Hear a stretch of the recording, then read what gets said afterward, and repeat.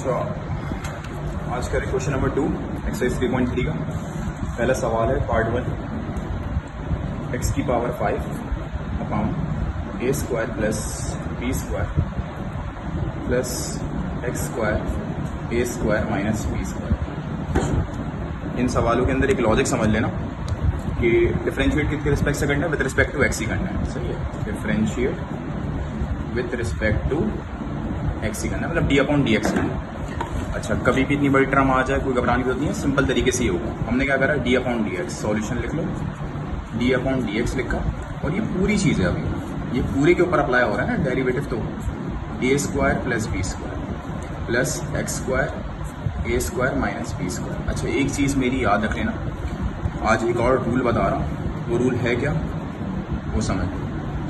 Rule ये है कि कभी भी किसी कांस्टेंट चीज़ का डेरिवेटिव लेते हैं, कांस्टेंट चीज़ मतलब क्या हो गई, 4 नंबर है सिर्फ। देखो हमने जो पहले सवाल करे थे उसमें 4x आ रहा था, तो 4 बाहर लिख देते थे क्योंकि वो कोफिशिएंट की तरह एक्ट कर रहा था। अब ये कांस्टेंट नंबर की तरह एक्ट कर रहा है। किसी भी कांस्टेंट चीज़ का डेरिवेटिव, कोई भी कांस्टेंट चीज़ हो, उसका डेरिवेटिव आपने याद रखना है हमेशा 0 होता है।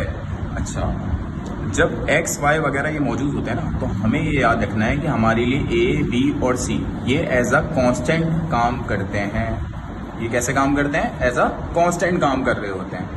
तो अगर कभी ये सिंगल आ जाए तो इन चीज़ों का डेरिवेटिव हमेशा क्या होगा, 0 होगा।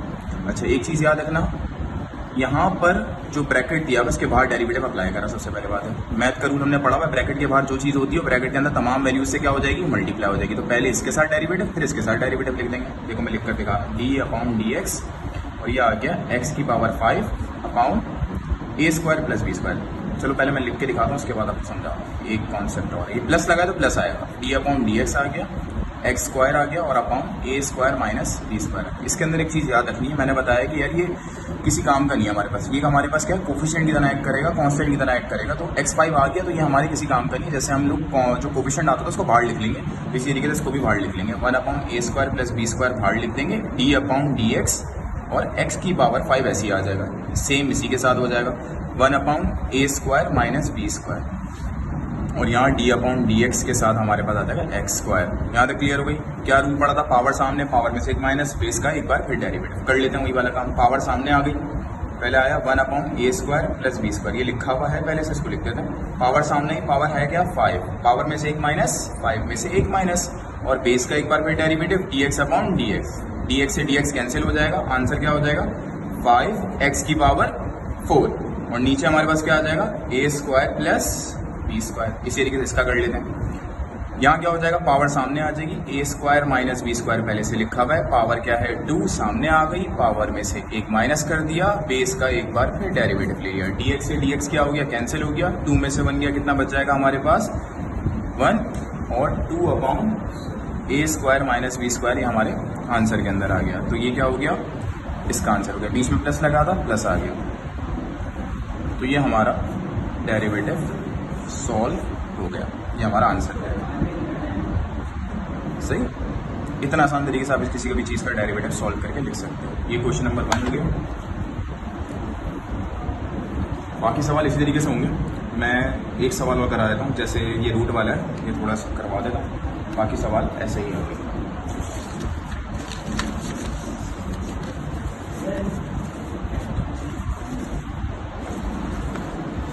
अच्छा भाई, क्या सवाल था हमारे पास,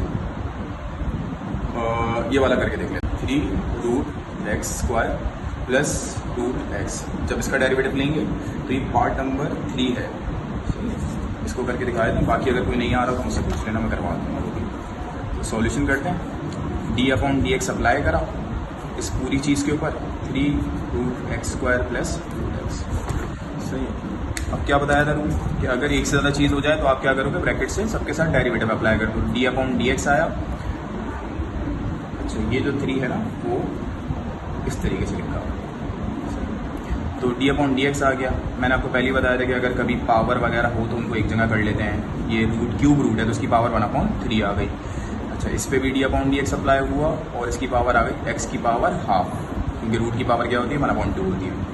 इसको फर्दर अगर सॉल्व करेंगे तो ये 2/3 हो जाएगी, क्योंकि पावर से मल्टीप्लाई हो जाती है। तो ये डी अपॉन डी एक्स आ गया, डी अपॉन डी एक्स आ गया, एक्स की पावर अपॉन 12। बहुत आसान है, क्या करते हैं, पावर सामने लाएंगे, पावर सामने आ गई 2/3, पावर में से क्या करेंगे, एक माइनस करेंगे, 2/3 -1, बेस का एक बार फिर डेरिवेटिव ले लेंगे, बेस है dx, dx है dx कैंसिल, यहाँ पर भी यही करेंगे, पावर क्या है 1/2, पावर सामने आ गई, पावर में से एक क्या कर देंगे, माइनस कर देंगे, 1/2 -1, और बेस का एक बार फिर डेरिवेटिव ले लेंगे, 2/3 ऐसे ही आ गया, 2/3 -1, ये कैसे सॉल्व होगा ये देख लो, 2/3 -1, तो क्रॉस मल्टीप्लीकेशन कर देंगे, 3 1 जा, तो आंसर इसका क्या आ गया, माइनस, सही है, 3 1 जा क्या आ गया, 3 आ गया, 2 1 जा 2 आ गया, 2 - 3 कितना बचा, -1/3, तो इसका जो आंसर है वो -1/3 आ गया, आपने पावर में लिख दिया, ये तो खत्म हो गया, कैंसिल हो गया, 1/2 लिखा, हाफ में से 1 गया, क्या बचेगा देखो, करके देखो, हाफ -1, क्या आंसर बचेगा, 2 1 जा 2 हो जाएगा, 1 - 2/2 हो जाएगा, तो इसका आंसर बचेगा -1/2, ये आ जाएगा -1/2, सही, ये इसका आंसर हो गया। आंसर थोड़ा सा आप इसको माइनस में आ रहा तो उसको प्लस में कर लो, बस ये कर लो, 2/3 आ गया। अच्छा, जब ये नीचे जाएगा तो ये क्या हो जाएगा, x की पावर 1/3 हो जाएगी, ये 1/2 आ गया, और जब ये नीचे गया तो ये x की पावर 1/2 हो जाएगी। 1/3 का मतलब क्या होता है, 1/3 का मतलब क्या होता है, किसी भी चीज़ के ऊपर पावर 1/3 आए तो इसका मतलब इस पर क्या लगा हुआ है, क्यूब रूट लगा हुआ है, सही है, और यहाँ पर भी क्या हो जाएगा 1/2, और हाफ का मतलब होता है रूट लगा हुआ है, ये आ गया आंसर, फाइनल आंसर इस तरीके का होगा। 2 सवाल करा दिए, इसके मजीद पार्ट जो है वो 1 2 3 4 5 है, इनमें से सवाल चेक कर लेना, अगर कोई सवाल आपसे नहीं हो रहा हो तो मुझे बता देना, मैं वो भी करवा दूँगा। क्वेश्चन नंबर 3 और 4 अगली वीडियो के अंदर कर लेंगे, अलग अलग सवाल इसलिए अलग अलग वीडियो में करा रहा हूँ कि ये चीज़ें आपको समझ आ जाए। जब ये बेसिक 3.3 आपको करने आ गई ना, तो फिर बाकी जो सवाल है उसमें आपको इतनी प्रॉब्लम नहीं होगी, सही है। आज के लिए इतना ही है फिलहाल।